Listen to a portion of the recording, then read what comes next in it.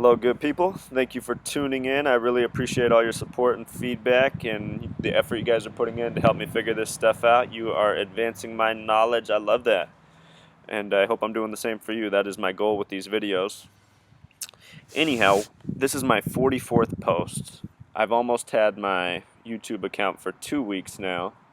So I've been making quite a few videos. I might slow down. We'll see. But this is an important one, and I dedicate it to the 44th president. What I want to expose is what the Barack Hussein Obama presidency is all about for this country, which a lot of people don't understand, and something I've seen since the very beginning. Let me take you back to 2004 when Barack Hussein Obama gave the Democratic keynote address for the DNC convention before the Bush versus Kerry election of 2004. Bush and Kerry were both members of Skull and Bones. Since they were members of Skull and Bones have not had to disclose. They changed their policy, so whether Barack Hussein Obama is a member is not known. But anyhow, in that election, he gave a speech, and the message of the speech was, let's look ahead and not dwell on the problems of the first term of the Bush administration. And the mainstream media said, wow, what a great speech. What a positive outlook. What a refreshing change. Could he be a future presidential candidate? And I'm sure this footage is on YouTube from that 2004 election. If you go back and look at the mainstream coverage, that is how it's presented after he gave that speech. It was well received. But just think about the message. Imagine just looking past the first term of the Bush administration. That means looking past the events of 9/11. That means looking past the wars we've gotten ourselves involved in. That means looking past the changes to our domestic policy, which have brought us closer to a police state. Anyhow, the reason all this happens and goes on is because it's all part of a scripted narrative, which George W. Bush, Bill Clinton, and pretty much every president, I'm pretty sure almost every single one is part of. We don't really elect these people. What's presented to us is an illusion. A perfect example of this going back in time is Grover Cleveland, who was astonishing for what he did because he won 3 separate elections as a Democrat at a time when Republicans dominated the presidency. The name Cleveland in gematria, the practice of coding numbers into words, sums to 33. And Grover Cleveland used a term called the mugwump, which he coined, which also sums to 33 to describe how he won the elections. He said the mugwump vote were the Republicans who voted Democrat for whatever reason for him. He called them mugwumps. In more recent history, Bill Clinton was born Bill Blythe. Bill Blythe, his father, Bill Blythe Sr., was murdered May 17, 1946, just barely before Clinton was born. The date 5171946, when you sum it digit for digit like that, adds up to 33. Well, so does the name Clinton in gematria, this practice of coding numbers into words. So Bill Clinton was born with a name that did not sum to 33, took on a name later in life, just before he went to school at Harvard, that summed to 33. This isn't unique to him. The prime minister in Israel at the time Clinton was president was Ehud Barak, who was not born Ehud Barak. He changed his last name to Barak, which he spells a little bit different than our president, Barack Obama. He just spells it B-A-R-A-K. That's 2 plus 1 plus 18 plus 1 plus 11. It sums to 33. You look at world leaders throughout the world, this isn't uncommon. There's a lot of changing names to 33 and other significant numerology. Where this comes from in my research, and as some of my followers are now telling me I'm wrong, and I believe them, but I don't know who to credit it to you. So if somebody listens to this and knows, please, we can apply that credit where it belongs. But from my research, it's Pythagoras who said a name should sum to 33. In the English alphabet, name is spelled N-A-M-E. That's 14 plus 1 plus 13 plus 5 equals 33. There's another way of summing words. Instead of N being 14 because it's the 14th letter, you take 14 and go 1 plus 4 equals 5. You do this for every single letter in the alphabet, so Z is the 26th letter, 2 plus 6 equals 8. You do this for every single letter, make them a single digit, and then sum the words. The phrase code name sums to 33. You start seeing names like Kennedy equal 33. You start seeing lots of big names, people who own our media networks from CNN to New York Times to Newsweek. 33, 33, 33. So it's through our media. The word police equals 33. Only 3 states have 33 names. The first, Delaware, the 50th and final, Hawaii, and the 6th, Massachusetts. And remember, this topic here is about Barack Hussein Obama, the 44th president for the 44th post. He is from Hawaii, one of the 333 states. With regards to the first 13 colonies, only 3 were established on 33 dates. Same pattern. First, Delaware, December 7th, 1787. Last, Rhode Island. And 6th, or excuse me, not 6th, 9th, New Hampshire. And if you go check the dates and sum them, just as I showed you, you're going to see that they all sum to 33. And go ahead and check the other 10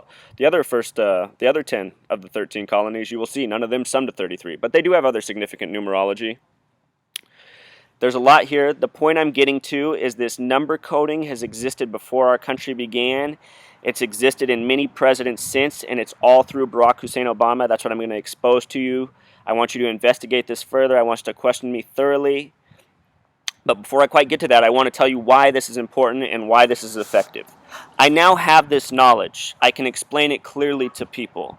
So what happens in my life is sometimes I see people who I think could use this knowledge, and I decide to approach them and share with them. Such as the other day I was in a parking lot getting groceries, and a man pulled in his truck, and it was buried in bumper stickers, and every last one of them was about how much he hated Obama. And this is a type of truck I probably see once a week. I live in the Seattle, Washington area. I'm sure other parts of the country it would be a lot more frequent sighting. But I know there's a lot of Obama hate out there, and what I'm trying to tell you is all this is on purpose. This is all by design, and I have seen it since before he became president. I have a blog from 2008. I know you're going to hate this blog title, but you can go look it up. I used to identify as liberal. I called it liberalinstincts.blogspot.com, and pretty much all I wrote about on that blog was how Obama was going to deceive us all and create a generation of cynics. That's what I thought the whole point of the Obama presidency was going to be based on the evidence I had. And what evidence was that? It was his voting record. His voting record as a senator was not matching up with the mainstream rhetoric about him. And even while on the campaign trail before becoming president, at the time there was a major issue about immunity for the telecommunication companies who were supposedly spying and collecting our information. And Obama was on the trail saying the right things about this, that this can't happen, this shouldn't be allowed, this is against the American way. But then when it came time to vote, how did he vote? He voted the exact opposite against his rhetoric. And then when you looked at his voting record, you could see he was a supporter of the big wars. You could see he was a supporter of the big banks. You could see he was a supporter of the police state legislation. So, in other words, he wasn't much different than the person before him who was born July 6, 1946. Of course, I'm talking about George W. Bush. 7 plus 6 plus 1 plus 9 plus 4 plus 6 sums to 33. This number thing is through and through. Jimmy Carter, who many Obama haters probably also hate, once suffered through a 444-day Iranian hostage crisis that ended on Ronald Reagan's first day as president. Ronald Reagan was the 33rd governor. Jimmy Carter was from the 4th state, Georgia, which has a gematria of 44. Jimmy Carter is also born in October, the only month with a 33 gematria. So that's enough with the number introduction. Now let's get to Barack Obama. Okay, so check this out. So now I'm going to show you Barack Hussein Obama's number and how this gematria thing works in practice. B is the second letter, A is the first, R is the 18th, but you see I did plus 9. The reason for that is 1 plus 8 becomes 9. A is the first, C is the third, K is the 11th, and here I have the option of making it 2 or 11. Why? It's only for K and V because they are master letters, master numbers. K is the 11th, V is the 22nd. Multiples of 11 are masters. If you watch the 1964 film Omega Man, which sums to 33 in gematria, it's the KV virus that wipes out humanity. K plus V is 33. In Planet of the Apes, it's ALZ 113 virus that wipes out humanity. What is 11 times 3? So you see how this stuff translates from real history to movies to even Barack Hussein Obama. So look at his name in letters to numbers. It forms this 311 coded within the numbering and sums to 27. What do you know about 27 from popular culture? Think about rock stars, dead ones. Hussein. Hussein has the 311 coded into it and sums to 32. I'm going to get into why that's important. Remember that number, 32. That's huge. Obama, 14. Think of the reverse of 14, 41. The name Barack Obama, 27 plus 14 equals 41. In gematria, the word king equals 41. Words like lock and key also sum to 41. Lock and key. And then in this method, I did it where I changed the K to 2 instead of 11 because I have the option. This way, Barack Obama sums to 32. And remember, I said that number was important, 32. Here's why. Barack Obama, 32. United States of America, the full name, sums 28 plus 12 plus 12 plus 32 sums to 84. That's Barack Obama's birthday, August 4th. United States of America equals 84. His birthday is August 4th. Think of George Orwell's books, 1984. James Brady, who saved Ronald Reagan, the 33rd governor, was just murdered on August 4th of this year. 8-4 this year. 8-4 and 829 correspond with Terminator 2. Check that out. It's weird stuff. So anyway, the word America in gematria, though, notice it equals 32. The abbreviation UK is 21, the 21st letter plus the 11th. UK can equal 32. And this gematria, UK, can also make the acronym 311, like coded into his name, as can USA, 311. And look at the date of the direct Declaration of Independence. 7 plus 4 plus 1 plus 7 plus 7 plus 6 sums to 32. 32 is the second degree of Scottish Rite Freemasonry. There's 31 plus 32 plus 33. There's 3 degrees, sums to 96.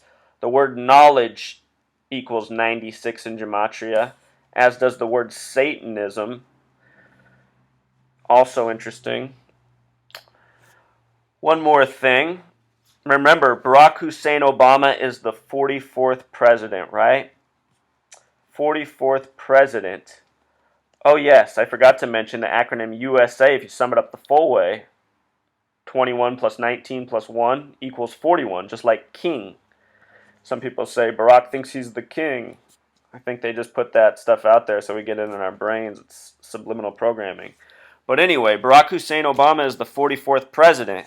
And what I'm here to tell you is it doesn't matter who was going to be the 44th president. It could have been someone other than who we have. The outcome was always going to be the same because what we're living out is an epic. Literally, people, we're living out an epic. The word epic is 5 plus 16 plus 9 plus 3 for EPIC. It sums to 33, and an epic is an ongoing narrative. The madmen who rule this world have written an epic for us. And Barack Hussein Obama is the latest chapter in that epic. This isn't a joke, people. This is gematria. You drop that K from kill, it becomes ill and sums to 33. In hip-hop music, the word ill became a cool thing. The word hip also sums to 33. Most hip-hop artists have names that sum to 33 because that's what their record executive studio people do to them, man. It's the stamp they put on them. The abbreviation trademark is T plus M. That's 20 plus 13 equals 33. Anyhow, kill equals 44. Hope equals 44. And what did Barack Hussein Obama run on? Think of that image, that likeness of him with the word hope. The first president to die in office, you guys, was William Henry Harrison. He died April 4th, 4/4/1841. Notice the year 41. Remember, Barack Obama also equated to 41. And MLK was assassinated April 4th, 1968. 5 years after this day, the World Trade Center opened for the first time. 1973, April 4th. Talk about an opening that's telling, right? Because they code this stuff, and they have been all this time. The World Trade Centers were all coded. So, some creepy dates are coming up, guys. I think Barack Hussein Obama is going to fake his death. It'll be a fake assassination. I mean, they'll make it seem real to us. We won't know it's fake. I honestly think that's what they've done with all the assassinations. You guys watch my other videos. Watch my JFK post. They've been faking us out. Love you guys. Keep seeking.